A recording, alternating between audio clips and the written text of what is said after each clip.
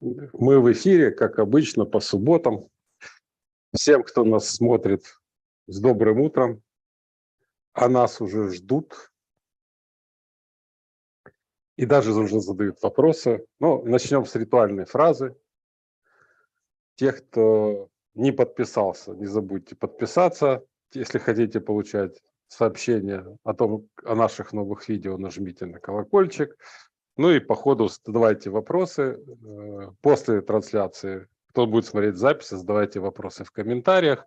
Общайтесь между собой в комментариях, и всем будет счастье.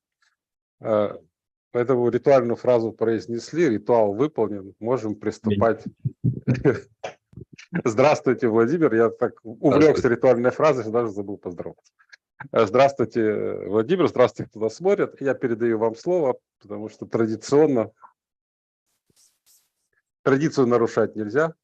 По моим подсчетам, у нас это 48-я встреча от начала полномасштабного вторжения. То есть еще 2 недели, и будем отмечать юбилей. 50 выпусков с 25 марта 2022 года, когда мы начали стримы. Перешли в режим стримов. Так что почти сегодня не юбилей, но тем не менее.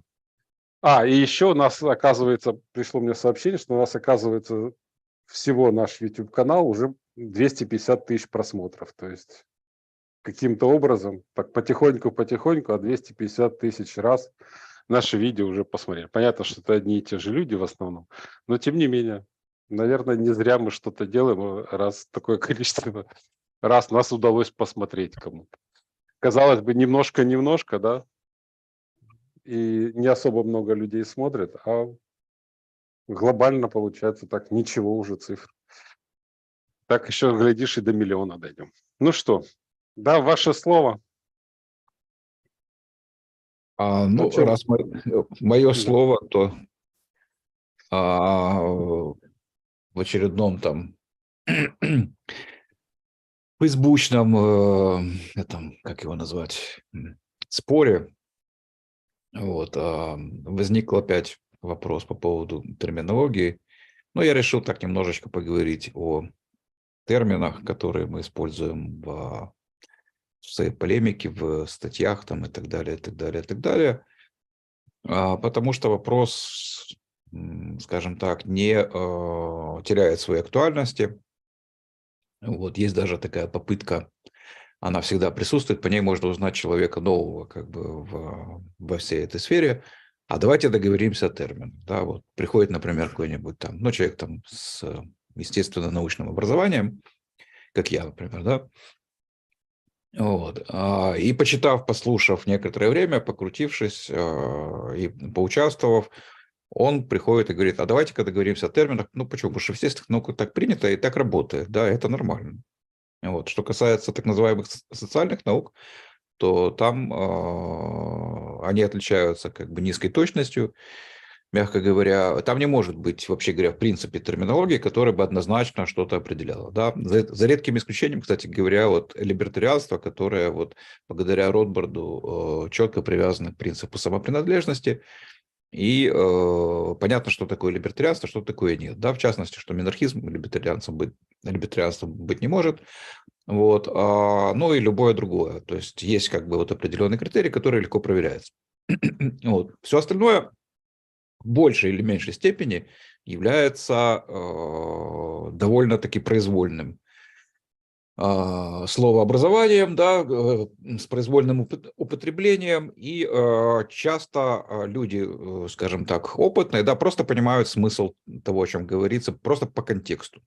Допустим, если мы возьмем слово «государство», то под одним и тем же словом понимают совершенно разные явления, не просто как разные определения государства, а просто разные явления вообще. Да? То есть понимается и правящая элита, и этот гоббсовский левиафан, то есть этот искусственный человек, а фактически это как бы рынок, да, своего рода, то есть когда...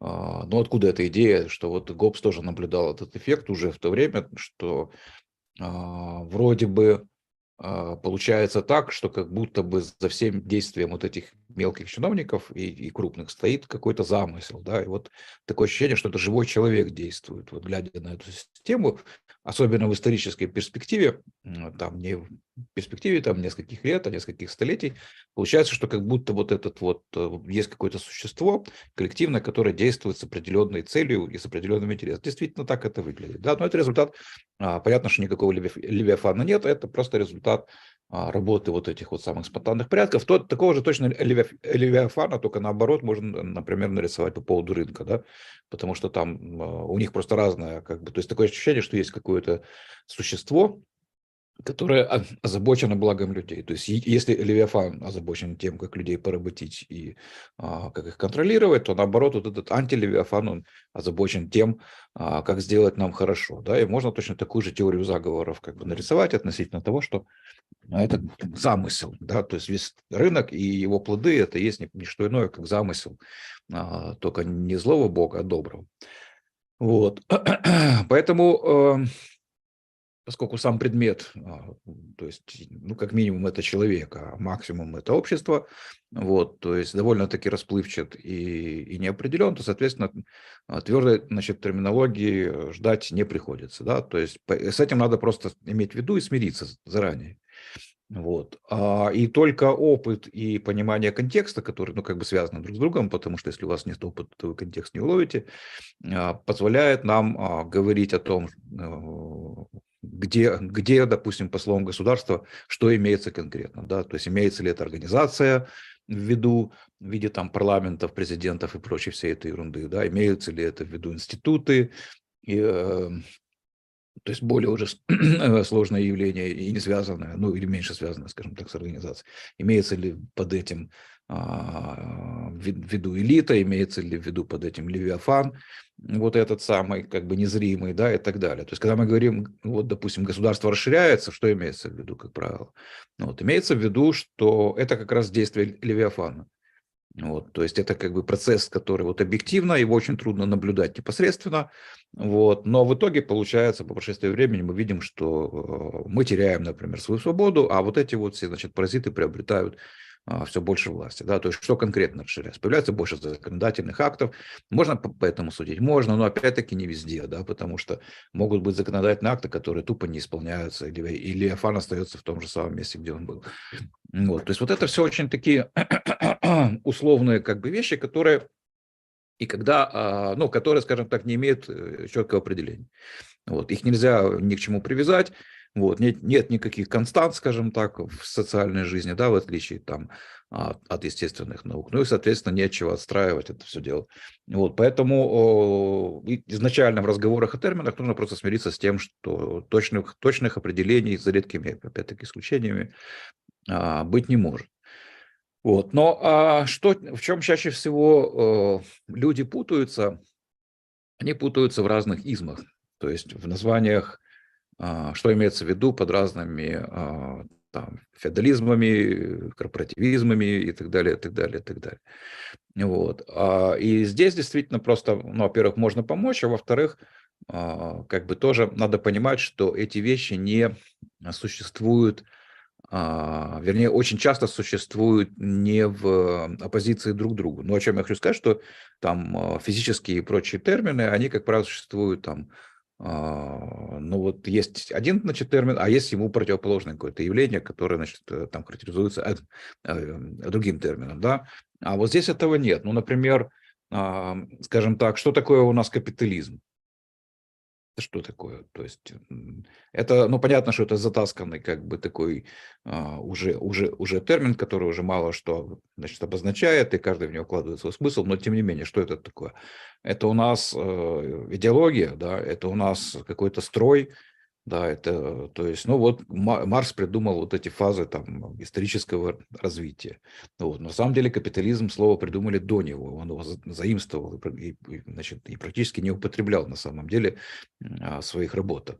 Значит, поэтому что это такое? Ну, можно сказать, что это исторический период определенный, да, что это период, причем развития промышленности, не чего-нибудь, а промышленности, то есть переход от там, кустарного производства к массовому производству, вот это, вот, собственно говоря, капитализм. Потому что он, значит, еще помимо вот этого характеризуется тем, что для того, чтобы таким образом поступать, вам нужны некоторые запасы капитала. Но опять-таки, возвращаясь к экономике, к теории, мы знаем, что запасы капитала, как бы, они нужны всегда и везде, вне зависимости от того, капитализм у вас там или что угодно. То есть это как бы закономерности человеческой деятельности, они одинаковы для любой человеческой деятельности, как бы какие бы вы там ярлычки не вешали, да? Вот. Что является как бы оппозицией капитализма? То есть что, собственно говоря, вот является социализм? Да, в общем-то, нет. Почему? Потому что их часто противопоставляют, потому что социализм – это вообще придуманная штука, да, то есть капитализм – это описание естественного какого-то процесса, а социализм – это штука, которая выдумана из головы, то есть это не есть описание. Процесс – это есть желаемое состояние, поэтому их уже как бы противопоставлять нельзя. То есть если бы капитализм был кем-то придуман, вот, то тогда можно было сказать, да, вот какие-то, значит, чуваки придумали там в свое время капитализм, внедрили его, как они, так, как это любят они говорить все, вот, внедрили его там в Великобритании, значит, потом в Европе, в США, вот, а теперь пришел черед, значит, пришли еще большие умники, вот, они придумали социализм, и вместо капитализма, значит, теперь внедряют социализм. Вот, но этого нет, потому что капитализм никто не придумывал, допустим, капитализм, например, капитализмом называют, например,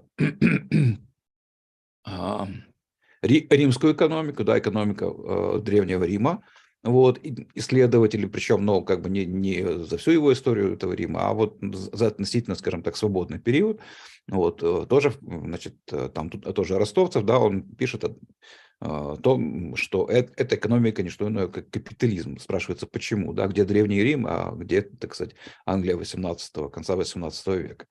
Ну вот. Вроде бы совершенно разные как бы истории, да, но и то почему-то люди называют, значит, именно специалисты, вот эти вот в данном случае экономические историки, почему-то пишут о капитализме. Да, то есть что там такого особо капиталистичного, да? Вот, поэтому всегда надо смотреть на, на контекст, на то, о чем именно, да, говорит этот автор, вот, читая какую-то работу. Поэтому так трудно на самом деле установить, о чем говорится в фейсбучных комментариях и вообще в дискуссиях вот таких, потому что там нет этого развернутого контекста. Когда вы читаете книгу, вы более-менее понимаете, что автор имеет в виду.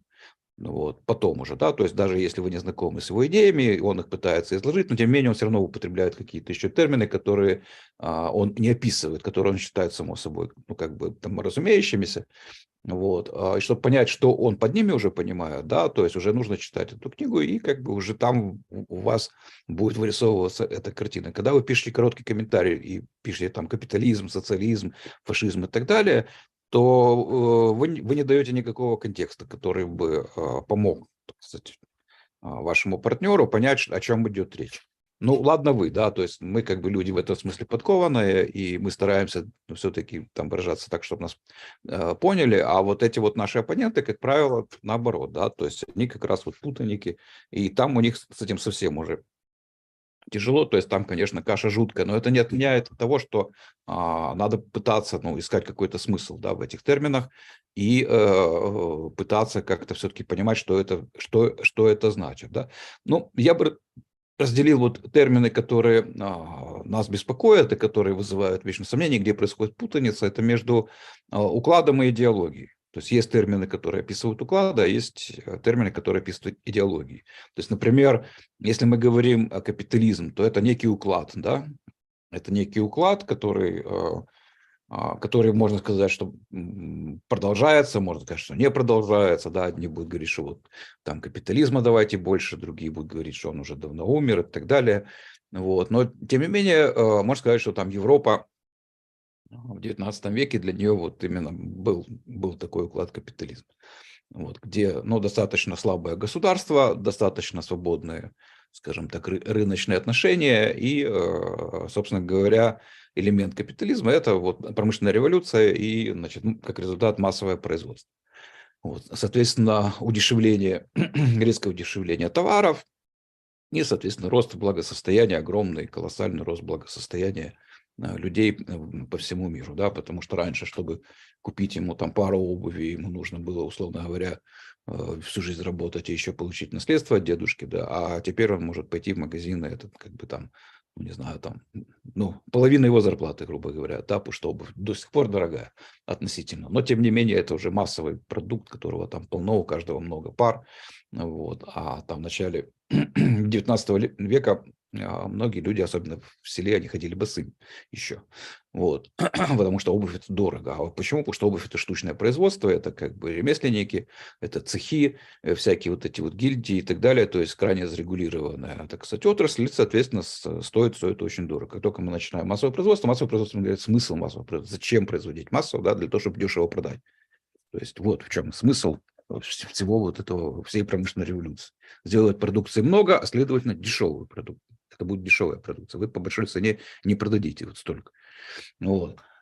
Вот, собственно говоря, вот это, ну, как бы там характеристики капитализма. Какая идеология, скажем так, капитализма? Да? И здесь мы сталкиваемся уже с интересным моментом, потому что, ну, многие скажут либерализм. Да, то есть капитализм уклад, а его идеология называется не капитализмом, а либерализмом. Но либерализм, как это ни парадоксально звучит, не является идеологией капитализма, да, чисто исторически. Потому что либерализм родился в противопоставлении старому порядку. Да, то есть либерализм это есть продукт просвещения, а главный оппонент его на самом деле меркантилизм, а не социализм. Вот. Он родился как противопоставление, значит, я уже сказал, старому порядку, меркантилизму, вот этим всем монархиям европейским, прежде всего французской. Вот.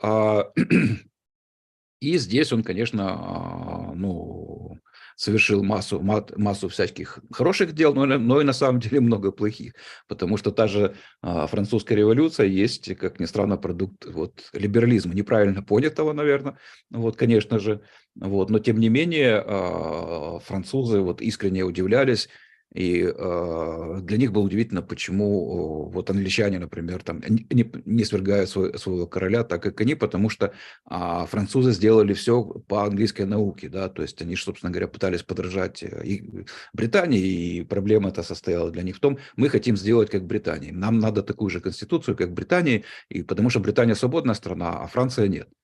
Вот. И вот они, значит, все долго пытались понять, в чем смысл, значит, этой британской свободы, поняли все не так, но писали эти свои дурацкие письменные конституции, все там рубали головы, страшные вещи творили, вот, но назвать это все социализмом нельзя, потому что это продукт как бы другого как бы рода. То есть мы смотрим сейчас на все эти ужасы французской революции, мы думаем, для нас как бы аналогия сразу первая, да, что это как бы социалисты, левые, да, там у них было, понятно, тоже элементы из социализма, конечно же, тоже, вот, но это продукт на самом деле просвещения, продукт вот силой построим как бы тоже светлое будущее, но только в либерализме. Почему? Потому что, еще раз говорю, что либерализм был как бы главным вот оппонентом, ну и связано с ним, кстати говоря, республиканизм, который, ну, как бы следует рассматривать тоже как отдельную идеологию, немножечко другую, но связаны эти вещи, потому что либералы в основном, конечно, выступали за республику. Идеалом для них, конечно, была республика.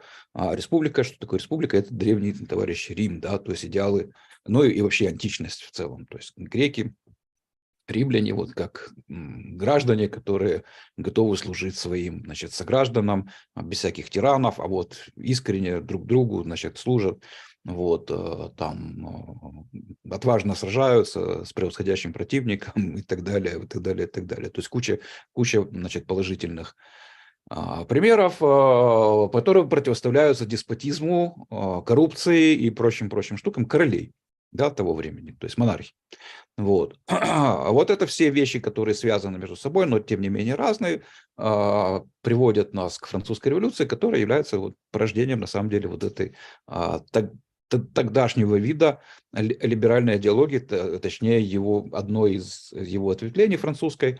Вот. И здесь же мы видим, кстати говоря, и раскол в этом во всем деле, и появление либерализма классического, каким уже мы его знаем, точнее, ну не появление, скажем так, а начало его вот оформления.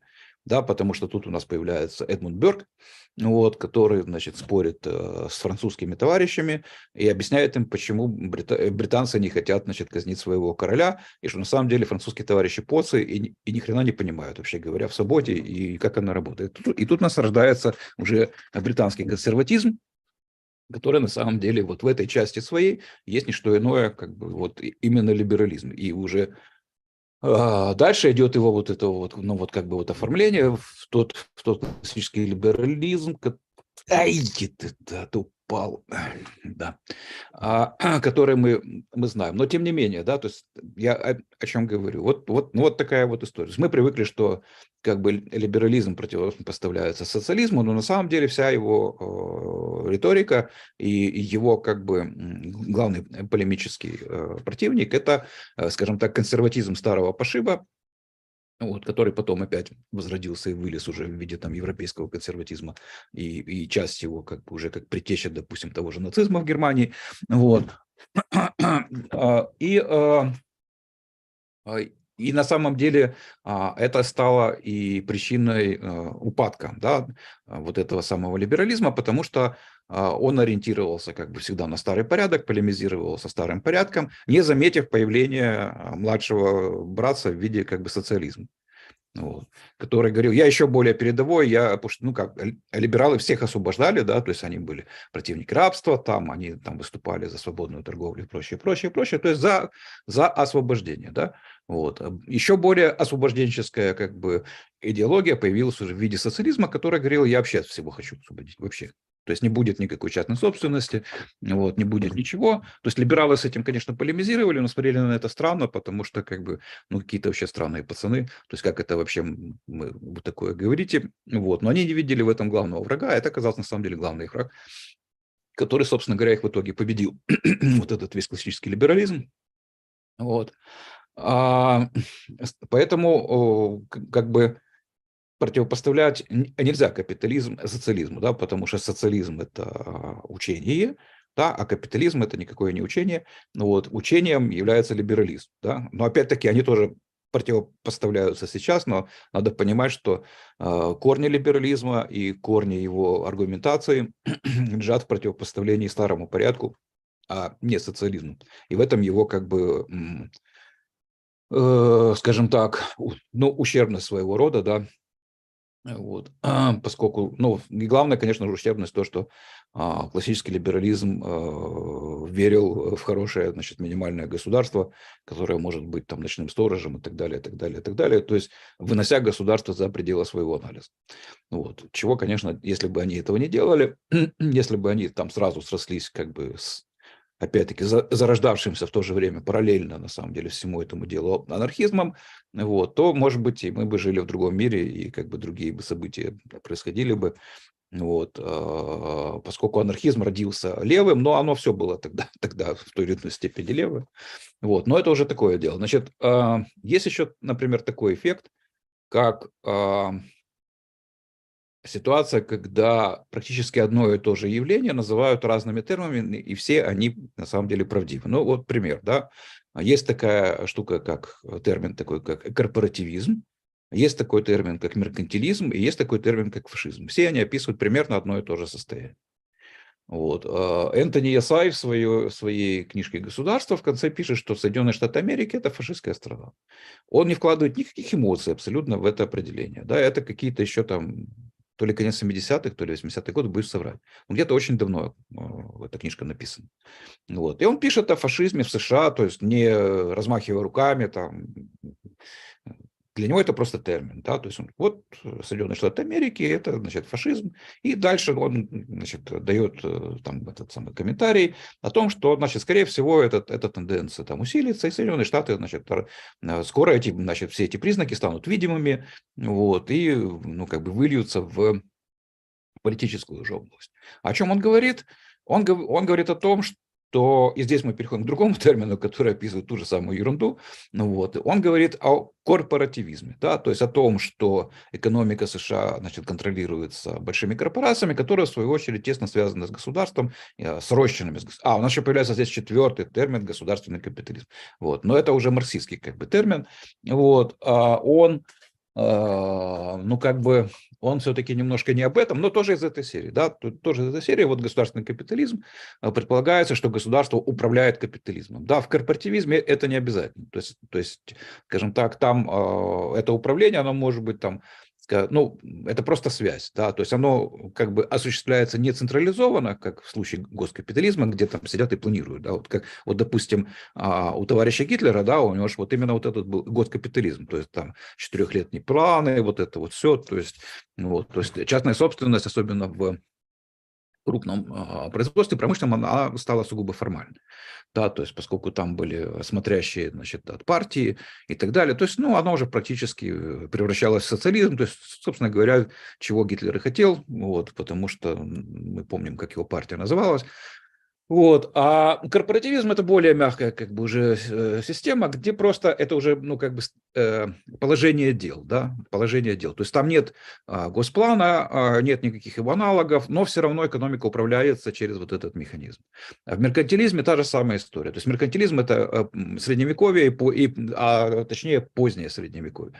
Вот. При том, что меркантилизм является и укладом, и в какой-то мере идеологией, потому что в позднем Средневековье и в новом времени были, значит, люди, сторонники меркантилизма, которые писали толстые книги, и, значит, ну, собственно говоря, вот дальнейший меркантилизм известен нам, притом это часть этой идеологии, как протекционизм. Вот. Но это только часть меркантилизма на самом деле, потому что меркантилизм предусматривает другое. Протекционизм – это неизбежное следствие на самом деле меркантилизма, а меркантилизм – это когда король сидит и раздает монопольки, значит, на какие-то виды деятельности. Да? Вот ты будешь у нас монополькой на соль. Да, и никто, значит, они могут быть разные, могут быть в национальном масштабе, могут быть в локальных масштабах. Вот, но он имеет такое право, он или парламент. В Англии парламент еще страдал этой такой фигней. Вот, значит, раздавать вот эти вот привилегии на определенные виды деятельности. То есть там, притом это может быть производственная деятельность, торговая, там, патенты, кстати говоря, отсюда же. То есть, да, патенты, вот вся эта интеллектуальная собственность – это элементы меркантилизма. Да, то есть, когда они при королеве Анне была массовая отмена, значит, меркантилистских всех этих законов, страшно забегали, значит, заволновались вот именно те, кто зарабатывал на патентах, и в отношении патентов эти законы не были отменены, да, и отсюда родилась вся интеллектуальная собственность. Если бы англичане тогда отменили все свои меркантилистские законы, то я боюсь, что не было бы никакого сегодня вот этого вот интеллектуальной собственности, и опять-таки история пошла бы другим путем, потому что не было бы Гугла, Фейсбука и всей вот этой вот швали, которая сейчас выродилась в огромных монстров, которые контролируют нас с вами, поскольку все они сидят исключительно, и их вот это состояние, оно вот упирается вот в это вот все патентное право, в интеллектуальную собственность. Вот. Но это тоже порождение как бы меркантилизма. Вот, то есть идея меркантилизма – это вот раздача монополий. Да, они, еще раз говорю, они могут быть локальными, они могут быть национальными. Все это появляется тогда, когда появляются более-менее национальные рынки сложившиеся, потому что в условиях феодализма вот раннего, да, меркантилизм, ну, он явочным порядком происходит, потому что экономика авторкична, да, то есть это набор каких-то усадеб, набор каких-то, значит, вот этих вот там латифундий, каждая из которых стремится, значит, к замкнутости и так далее. Вот, но она внутри себя как бы представляет собой как бы такой меркантилистский оазис. Вот. Уже когда появляются национальные рынки, вот тогда уже действиями центрального правительства, тогда уже проводится политика вот этого меркантилизма, то есть превратить свою страну в такую вот замкнутую систему, где все имеют монополию. Если все имеют монополию, соответственно, не должно быть, ну, вернее, должна быть регулируемая внешняя торговля. Вот. Ну и отсюда уже как бы идет уже и корни протекционизма, да, протекционизма. То, что такое протекционизм, это регулируемая внешняя торговля, не что иное. То есть это элемент меркантилизма. Вот. Это защита, в кавычках, своих производителей от своих потребителей. Ну, вот. За счет своих, так сказать, потребителей. Вот так это, ну, собственно говоря, выглядит, да. То есть мы видим, ну, полную аналогию, значит. Ну и фашизм, конечно, это та же самая фишка.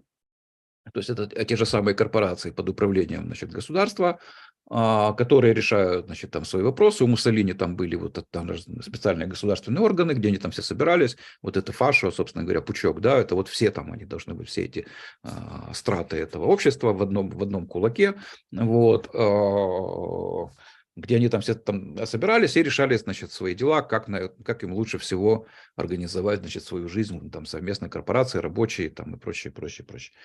Вот.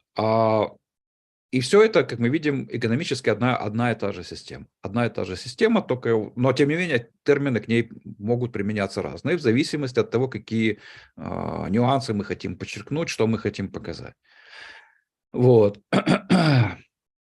А теперь, значит, еще относительно социализма. То есть, когда, допустим, западные страны называют социалистическими, это неверно, да, то есть давайте, когда мы говорим, что там в Штатах социализм и так далее, теоретически это неправильно. Потому что социализм отличается от всех остальных вот этих вот, значит, левых, скажем так, измов тем, что у него есть тоже довольно характерный признак, по которому его можно сразу же отличить. Это социализм требует обобществления средств производства. Поэтому даже сейчас вот эти левацкие, демократический так называемый социализм, значит, имени Берни Сандерса там и прочих, там этого мало. Если и есть, то мало. Да? То есть, если мы возьмем классический социализм, он весь построен от утопического до уже марксовской его версии, весь построен на вот этой вот базовой идее обобществления средств производства. Если нет обобществления средств производства, значит, это не социализм.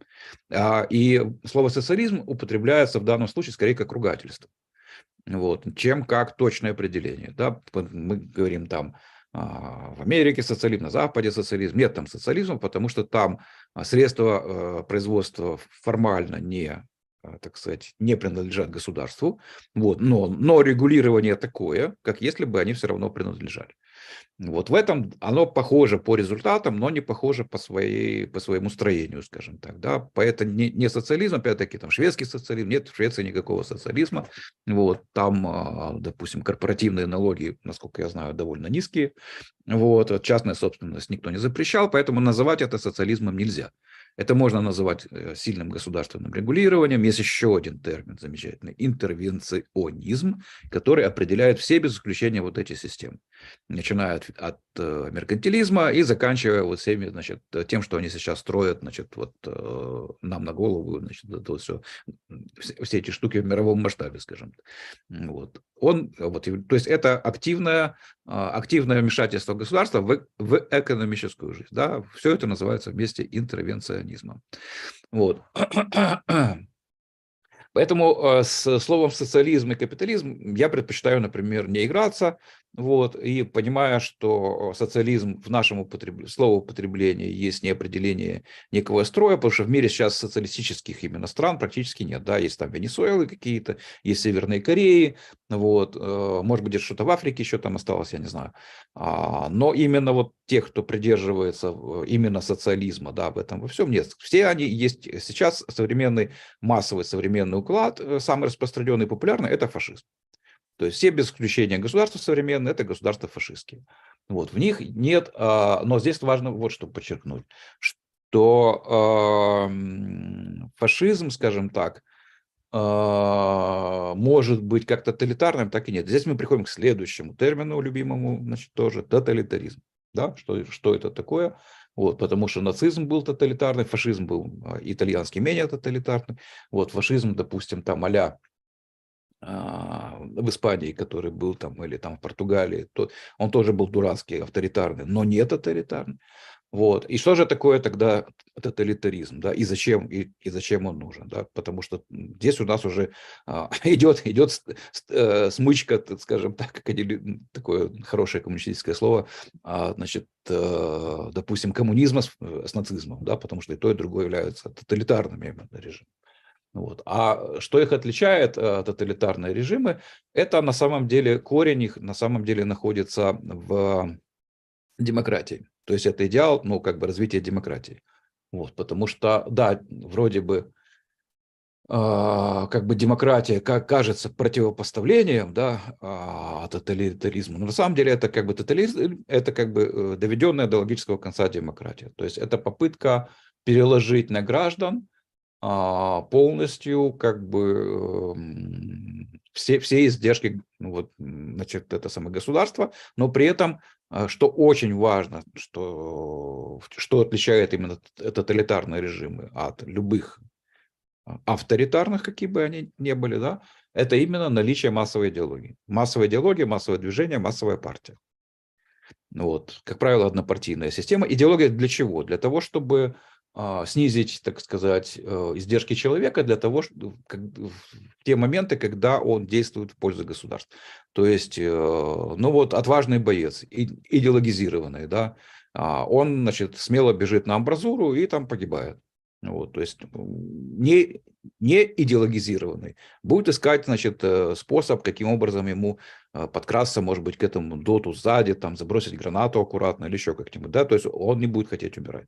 Вот. И идеологизированный рабочий точно так же будет работать там по 3 смены, значит, целый день. Ну, в общем, вы меня поняли, да, то есть цена, то есть, вернее, скажем так, государству в такой системе гораздо проще проводить свою политику и свой контроль. Почему? Потому что люди активно выступают за это. Да, то есть для них, как бы, если в любой другой системе люди как бы противостоят этому, вот, как правило, либо открыто, либо, значит, там саботажем, и, там, игнорированием и так далее, то тоталитаризм предусматривает единство партии и народа. То есть вот это вот очень четкий, как бы, очень четкое, как бы, вот его определение и суть, собственно говоря, и отличие тоталитарных режимов от авторитарных любого толка. Да, потому что мне скажут, там, это диктатура, то диктатура, тут авторитаризм, это, и вот и Сталин, и этот. Но, опять-таки, мы только что сказали, что система вот этой терминологии, она очень нестроена, она не связана, она описывает разные явления с разных точек зрения.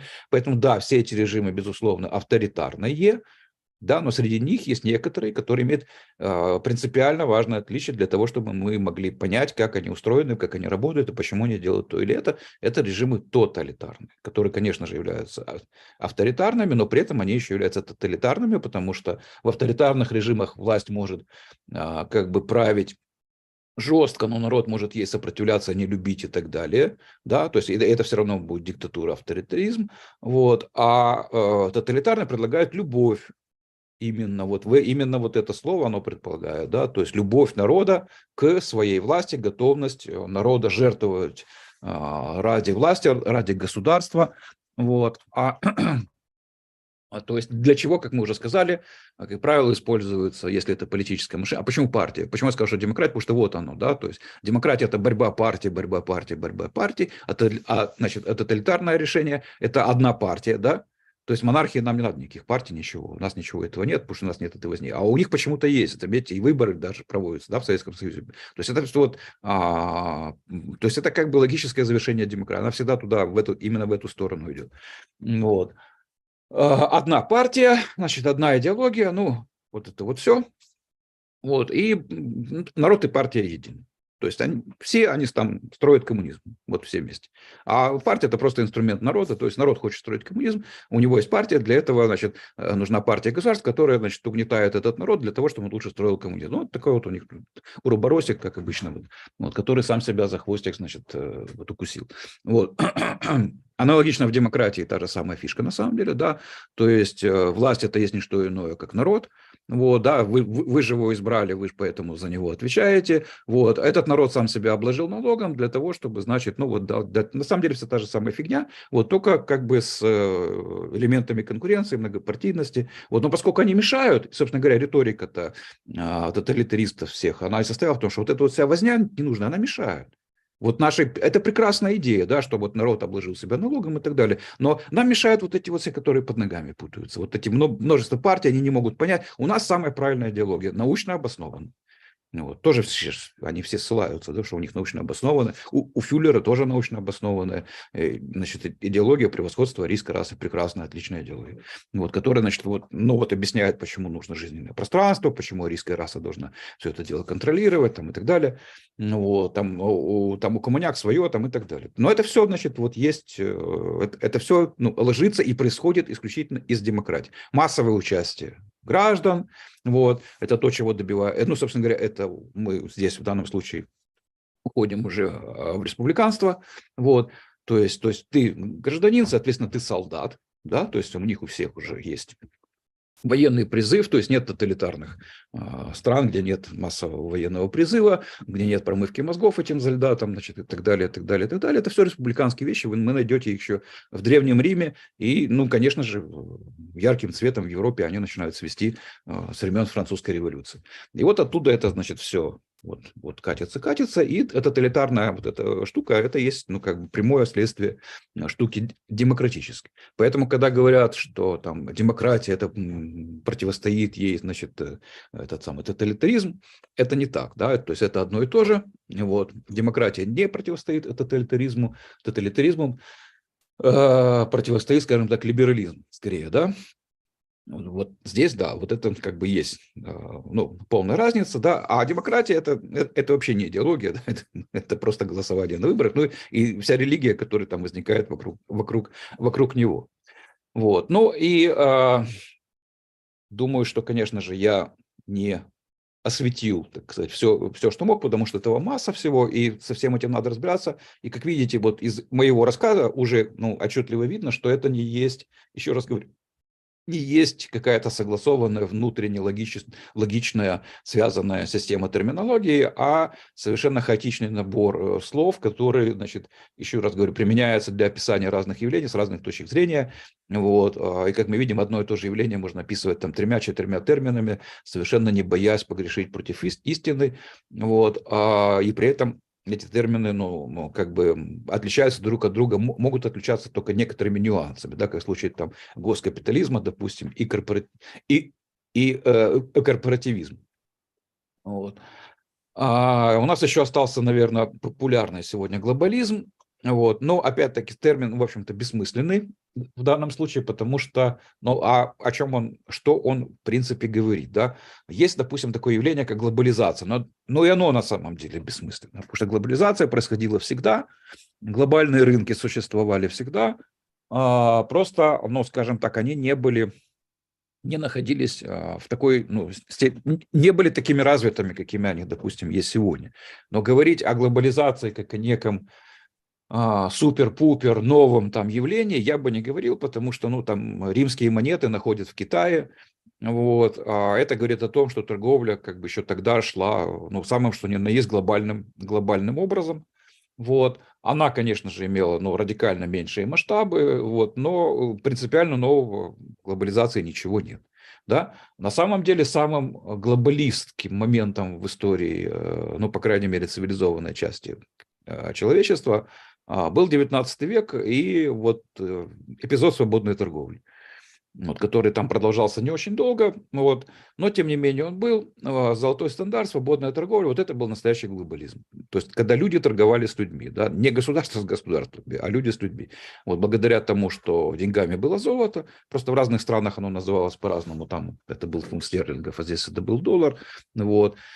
И поэтому как бы деньги не принадлежали государству, оно не могло их жестко регулировать, так как сейчас вот, торговля была свободной. Вот это был, собственно говоря, глобальный мир, когда люди могли ездить там, не задумываясь о визах, паспортах, там еще какой-то хрени, значит, в разные страны, там жить, вот, возвращаться обратно, никто там не спрашивал, что они там делают и так далее.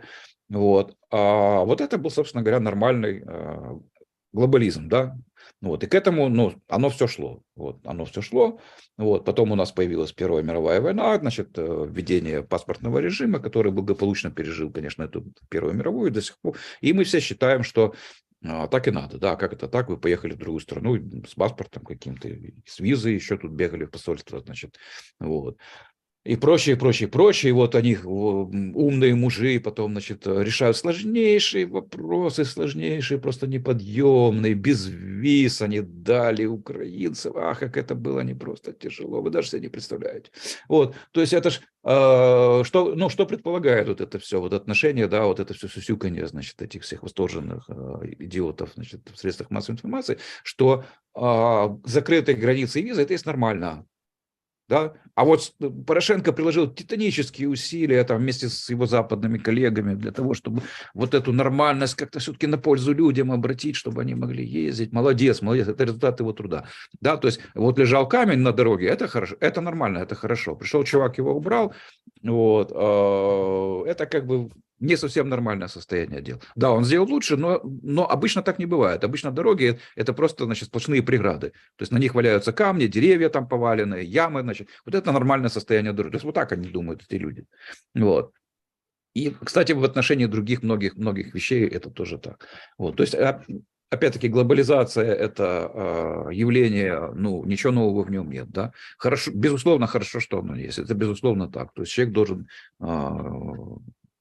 не быть привязанным к какой-то территории. Если ему хочется ехать туда, он должен туда ехать. Если ему хочется работать там, он должен там работать. Вот. Если ему хочется что-то туда продавать, оттуда покупать, никто не должен ему в этом мешать. Если он хочет нанимать людей где-то в другой там стране, в какой-то Индии, значит, в колл-центр, то опять-таки никакая собака не должна ему, значит, вставлять палки в колеса в этом деле.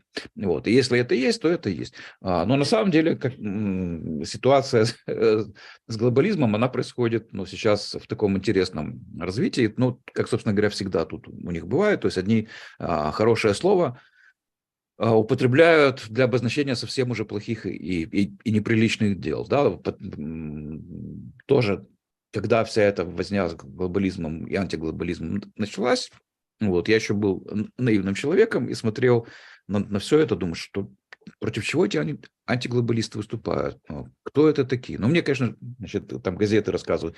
Это, значит, там от анархистов до нацистов. Я говорю, я думаю, что же их может объединять, этих людей всех? Значит, в одну какую-то категорию, что они, значит, почему-то недовольны там, глобализацией, вот, там, недовольны капитализмом там, и так далее. А оказалось, что речь идет о совсем другом. Да? Оказалось, что речь не идет о каком-то глобальном капитализме, а речь идет о глобальном коммунизме.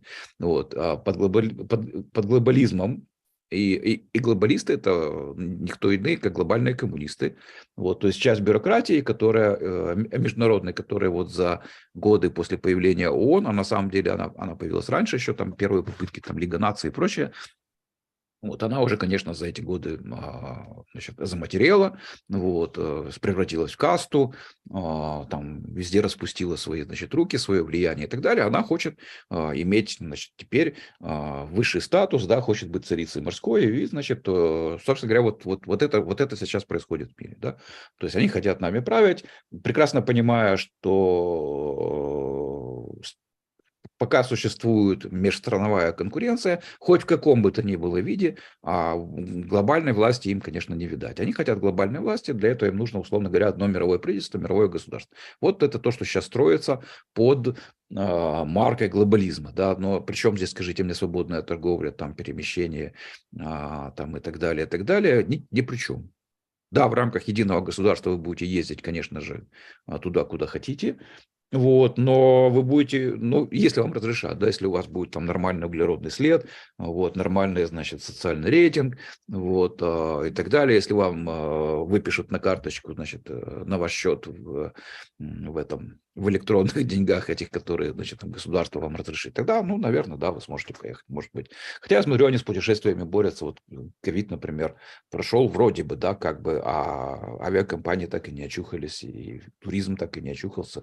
Ну, как это уже для них вопрос как бы принципиальный, да, то есть это вопрос статуса, то есть элита должна путешествовать свободно, а эти самые крестьяне, они, конечно, должны желательно сидеть на земле. Поэтому, ну, может быть, будет глобальное государство, но я сильно сомневаюсь, что там будет свободное перемещение, хотя это будет вроде как одно и то же, да, одно и то же государство.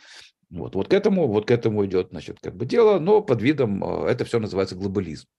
Вот как обычно в терминах путаница до обратного, да, то есть, ну, это делается, я думаю, совершенно осознанно, вот, чтобы таких, как я, значит, сбивать с толку, и чтобы, ну, глядя просто на картинку, значит, каких-то там демонстрантов, где, значит, диктор рассказывает, что это антиглобалисты, вот, и зная, что глобализм, в принципе, ничего плохого в этом нет, а есть только хорошее, международное разделение труда, опять-таки, и все остальное, вот, ну, просто смотришь, думаешь, ну, какие-то дураки, значит, мешают прогрессу, вот, а на самом деле, как бы, они мешают тем людям, которые хотят свернуть прогресс.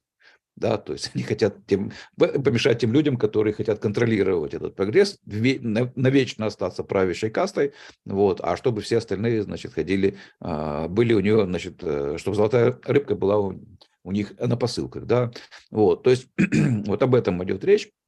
Вот. Ну, на сегодня, наверное, это уже последний термин. Вот, а их, конечно, этих терминов можно найти очень много. Если кому интересно, задавайте вопросы, я попробую, значит, как-то прокомментировать те или иные термины. Но еще расскажу, что первое, что эти термины не есть результат какой-то классификации, систематизации, там еще чего-то. Это случайные абсолютно слова для случайных, в общем-то, явлений. Вот. Ну, как случайно? То есть они-то существуют, но это взгляды со случайной стороны. Их противопоставление этих слов часто неверное, да, как демократия, тоталитаризм, капитализм, социализм, вот, которое, оно в голову уже вбито, да, но это опять-таки мешает на самом деле дискуссии и мешает созданию вот единой, скажем так, оппозиции людей против вот этих вот там рептилоидов, да, которые хотят нас поработить, потому что когда у вас вот это вот там чехарда, значит, во всех этих словах, конечно же, вам трудно понять, о чем в итоге идет речь. Ну и, к сожалению, опять-таки хочу констатировать, что в этих социальных так называемых науках почти невозможно наличие точной терминологии в таком же виде, в котором она есть в науках естественных, поэтому ждать этого не следует. Договориться о терминах бесполезно, термины нужно понимать и привязывать к контексту. Договариваться о терминах можно непосредственно с человеком, с которым вы дискутируете, если вы видите, что с ним дискуссия, вообще говоря, возможна. Да? То есть вот он вам будет рассказывать про капитализм, что капитализм там тыры-пыры, а вы видите, что под капитализмом он понимает, допустим, корпоративизм, как это часто бывает на Западе, что там на самом деле критика капитализма идет, на самом деле не критикуется не капитализм, а корпоративизм.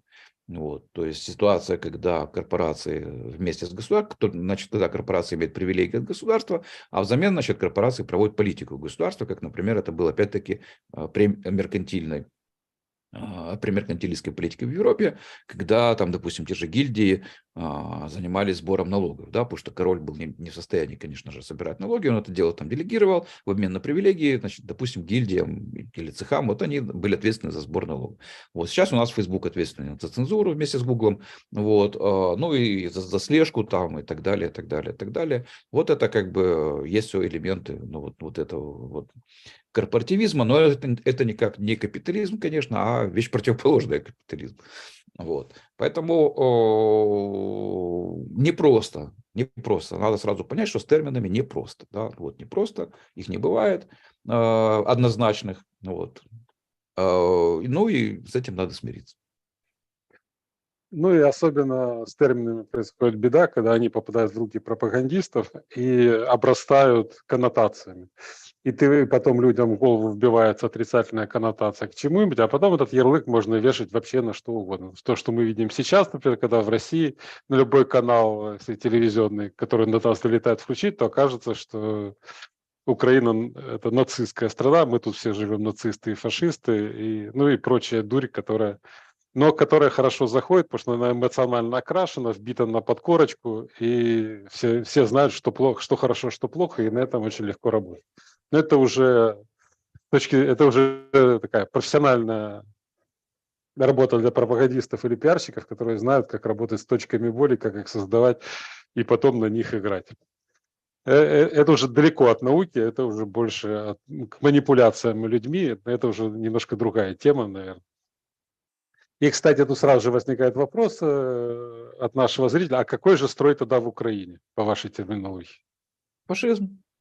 Сейчас везде фашизм. Э, Ну, коротко и понятно. Ну, то есть, по большому счету, все страны, как мы уже сказали, фашистские, поэтому просто есть тоталитарные и не тоталитарные. Ну, нам везет, у нас нет тоталитарный фашизм, значит, Пока нет, будет... но строят. Пока нет, но строят.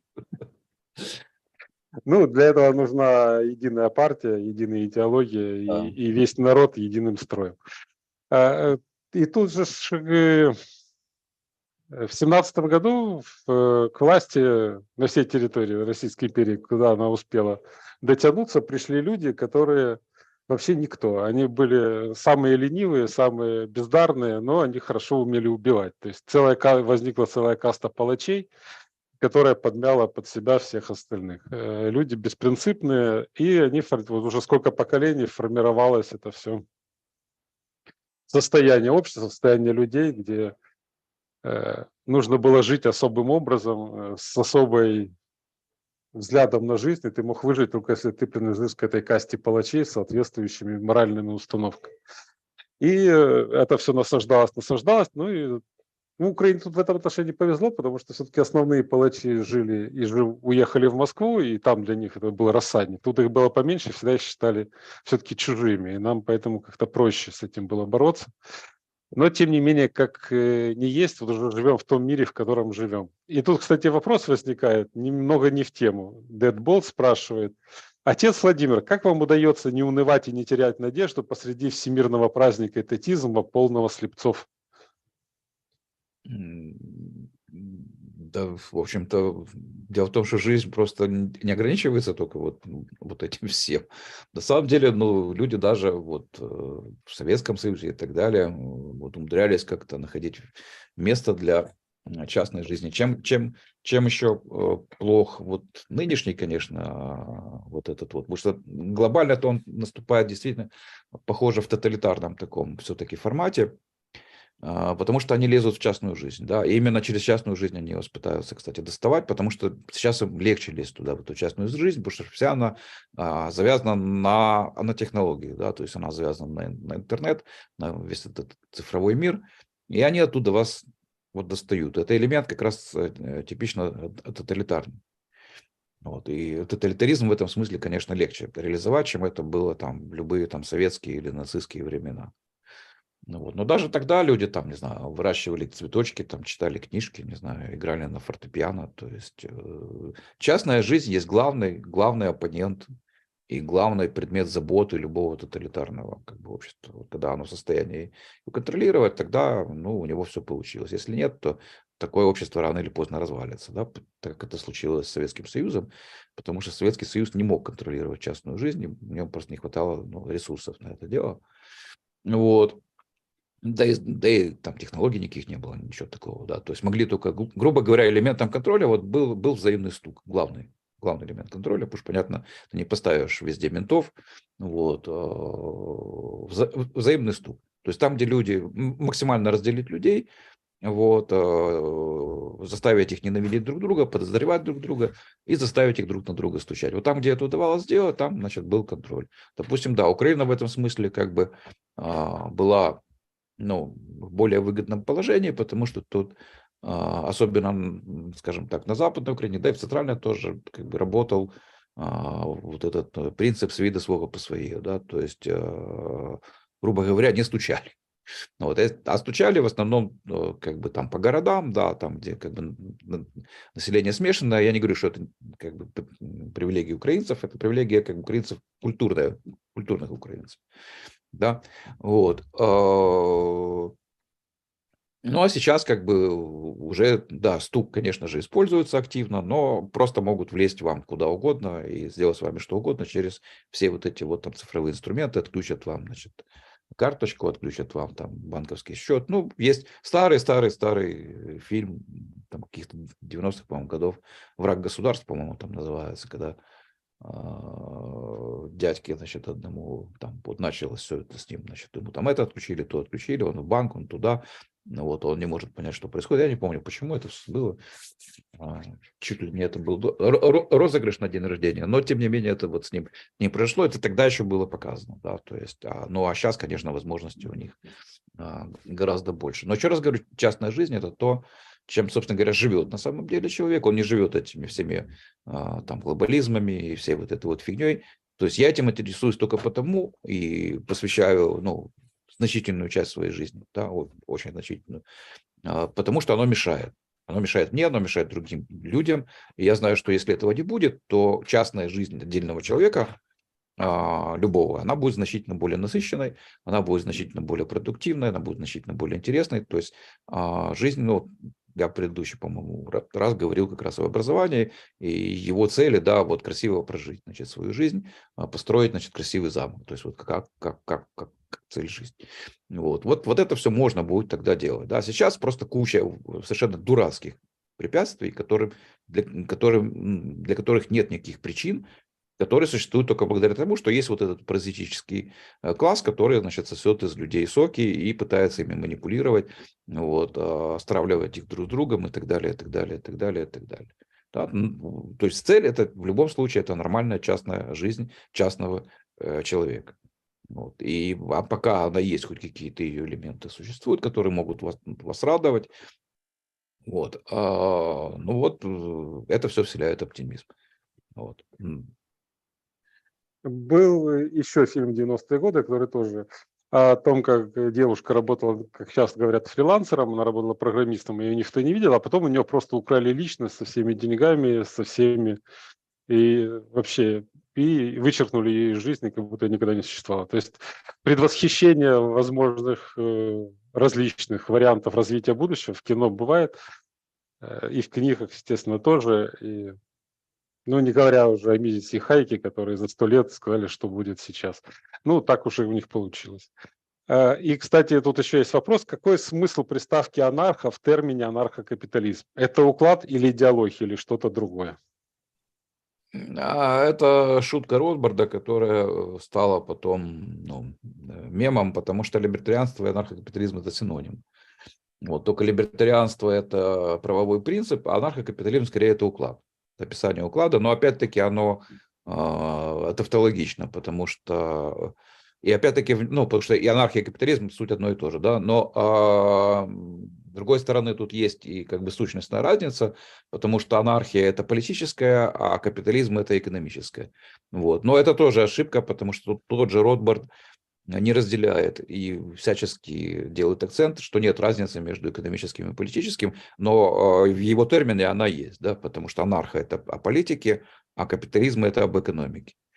Вот. Поэтому, ну как, оно неудачное с точки зрения вот тех вещей, которых я сейчас сказал, но как дразнилка, оно удачное, да, это как бы, это вот если хочешь обидеть этого какого-то там этатиста, скажи анархокапитализм, посмотри, что с ним будет.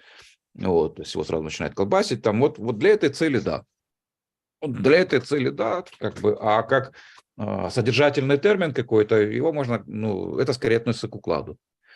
Вот. Либертарианство – это идеология, да, то есть это учение, которое основывается там на правовом принципе самопринадлежности. То есть это то, что из него следует, да, из этого принципа. И есть учение, которое мы называем либертарианством. А анархокапитализм – это уклад, где это либертарианство, скажем так, доминирует среди всех прочих учений, которые там могут быть. Вот так, да, то есть там политически это анархия, экономически это капитализм. Вот, потому что, ну, это немножко, ну, еще раз говорю, это разные вещи, да, то есть одно идеология, вот, либертарианство, а анархокапитализм – это уклад. Вот так, ну, вот так это лучше понимать. Потому что нет идеологии анархокапитализма, какой-то отдельный от либертарианства, да. А вот там там Фридман – это анкап, значит, а вот там, не знаю, там Рон Пол – это типа либертарианец. Нет, Рон Пол – это классический либерал. Вот, и большинство американских так называемых либертарианцев – это классические либералы. Вот, а анкапы там совершенно ясно, кто, ну, в смысле, либертарианцы там совершенно ясно, кто это вот эти вот самые анкапы. Вот. Включая, кстати говоря, некоторых людей, которые политически никак не высказываются, но по своим экономическим взглядам они, значит, отрицают это самое государство, вот, его какую-то позитивную роль, а следовательно, они уже как бы являются либертарианцами, потому что, ну, они вот это именно делают, да, хотя они нигде анархокапитализм слово не произносят, вот, но если взять их идеологическую составляющую, да, то она получится вот такой. Вот, поэтому вот так их надо отделять друг от друга, вот, анкап от либертарианства, но идейно это как бы выглядит вот так, что одно идеология, второй уклад. Идеологии никакой у анкапа отдельной нет. И интересно, что термин анархокапитализм придумали в США, где в анкете на получение визы есть графа «Участвовали ли вы в анархических организациях?»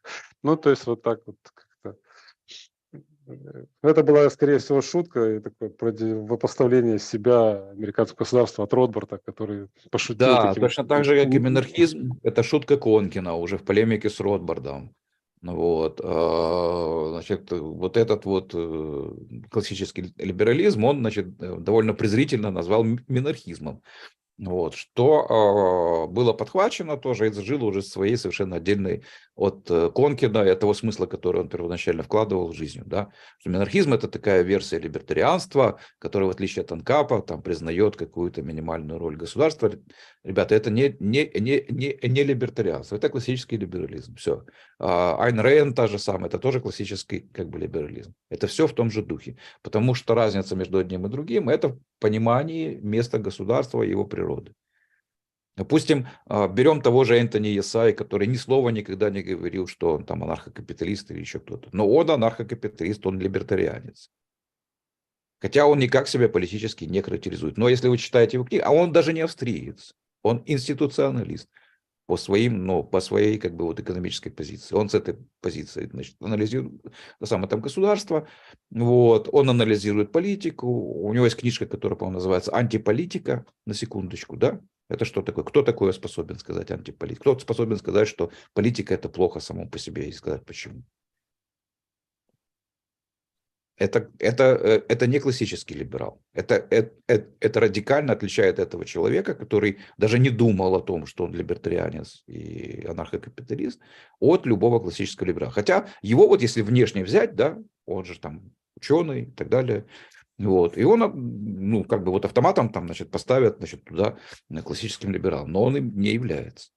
Вот, потому что он по-другому рассматривает государство, по-другому рассматривает его место. Вот, он не считает чиновников какими-то отдельными людьми. В чем ошибка либерализма? В том, что чиновник – это какой-то такой специальный человек, который будет действовать против своих экономических стимулов.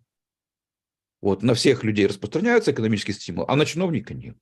Почему? Классический либерал ответить не может. Да? Вот когда приходит понимание того, как, допустим, у того же, там, допустим, Молинари и Бастиа, да, возьмем двух персонажей, которые не отрицали государство, но они являются анкапами по своей сути, потому что Бастиа в одной из своих, так сказать, первых и самых известных работ о законе ставит простой вопрос, почему для государства можно делать то, чего нельзя делать простому гражданину. Это не вопрос классического либерала, для него этого вопроса не существует.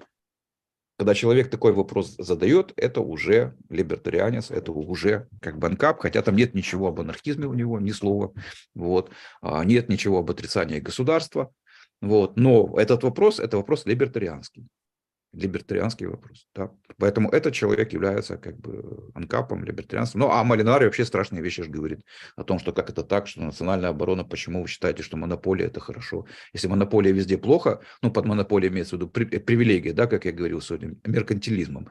То есть, когда королик раздает, значит, своим, значит, друзьям, значит, право делать то и то, вот монополия в таком смысле, в классическом. Вот. Так почему вы говорите, что монополия это плохо, а монополия на оборону это хорошо? Вот объясните мне, значит, как экономист экономисту, где здесь логика, да? Он говорит, что если это так, то тогда вся экономическая наука не имеет никакого смысла, мы должны, значит, ее забыть вообще, о ней, и как бы ей больше не пользоваться, потому что если нет объяснения, почему здесь работает, а здесь не работает, значит, как бы оно неверно. Вот. Кто может сказать такие крамольные слова, которые даже сейчас звучат как крамоль? Вот. Этот человек может больше ни слова не писать об отрицании там, государства, там еще что-то такое, но он уже является либертарианцем, потому что он ставит именно такой вопрос, вот именно так, как его поставит либертарианец.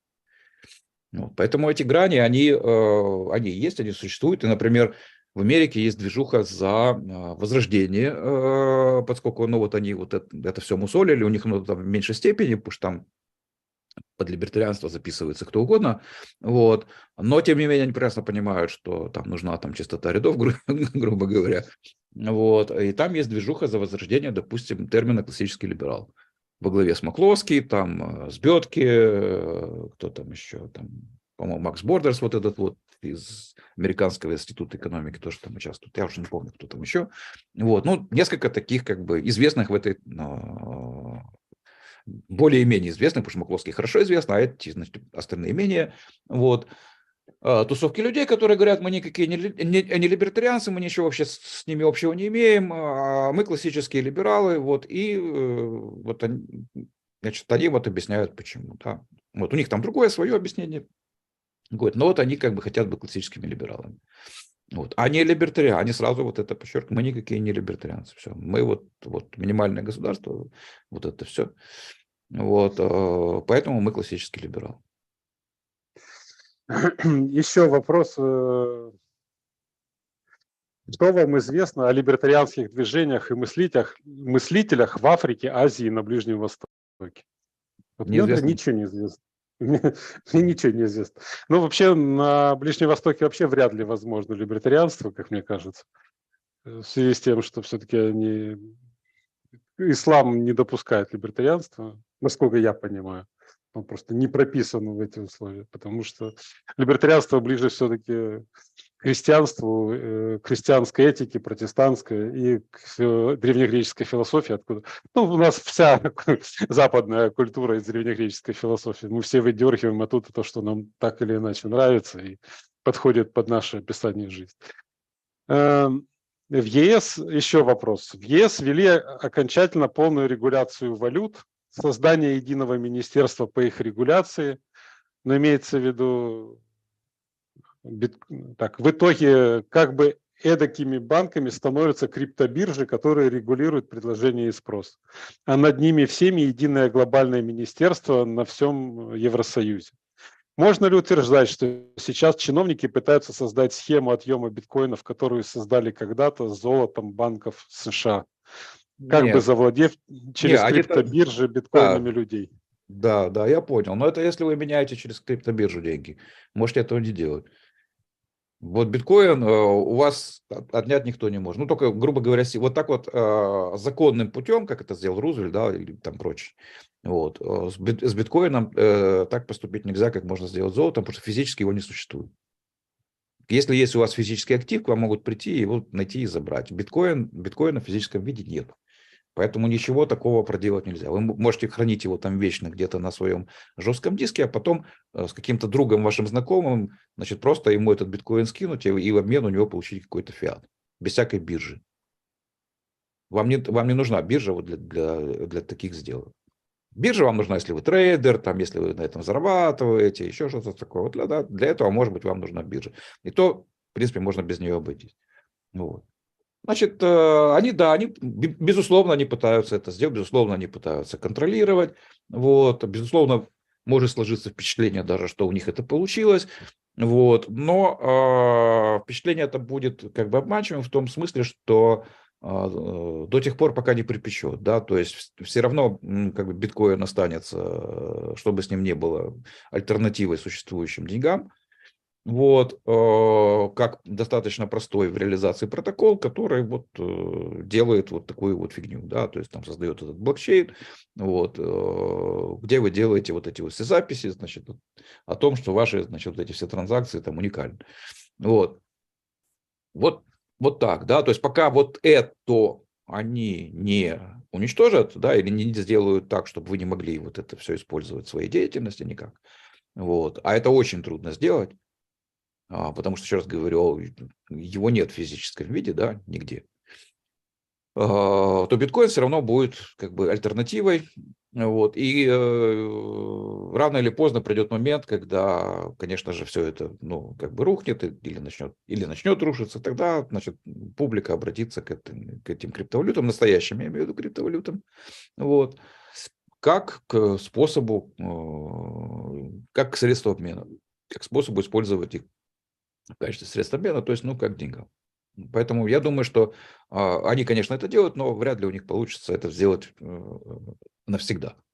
Кстати, как и с золотом, я тоже не уверен, что оно до конца, как бы, вот им удалось его, так сказать, засунуть куда-то подальше. Нет, не удалось. Люди покупают слитки до сих пор, вот, пытаются хранить свои сбережения в золоте, до сих пор оно ценится, ничего с ним в этом смысле не случилось, цена его растет.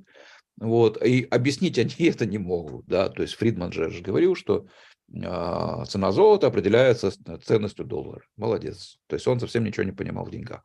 После 1971 года выяснилось, что ровным счетом наоборот, То есть они же ожидали, что цены на золото упадут и больше никогда не поднимутся, да, но почему-то этого не случилось. Почему-то этого не случилось, то есть золото используется, продолжает использоваться как актив, вот, а цена его растет, и с ним, в общем-то, несмотря на угрозу его конфискации, потому что оно существует в физическом виде, да, все равно оно продолжает существовать. Вот. И люди не отказываются от этого золота, ну, а с биткоином тем более, поскольку его нельзя достать. Люди закапывают золото на глубину 2 метра в огороде, и его тоже никто не достанет.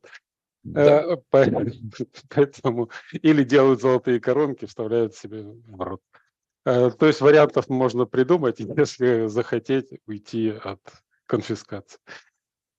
Ну, против лома нет приема. Конечно, и биткоины бывает отбирают, когда приходят, Не, выламывают физически руки. отбирают, но я говорю, что у всех нельзя отобрать.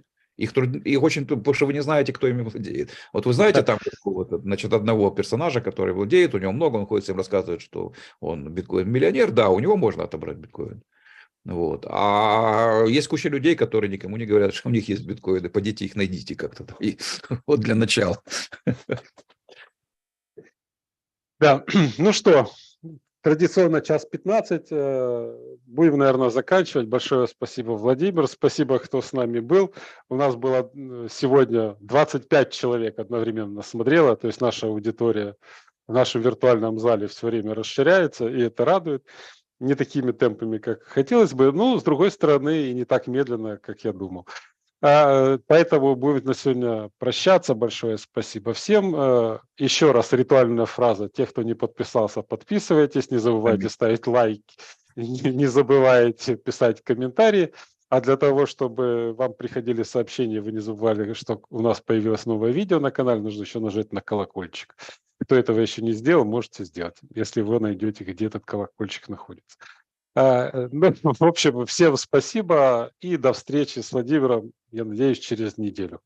И ничто не помешает, то есть мало что может помешать нашей встрече через неделю. Да. До свидания. До свидания.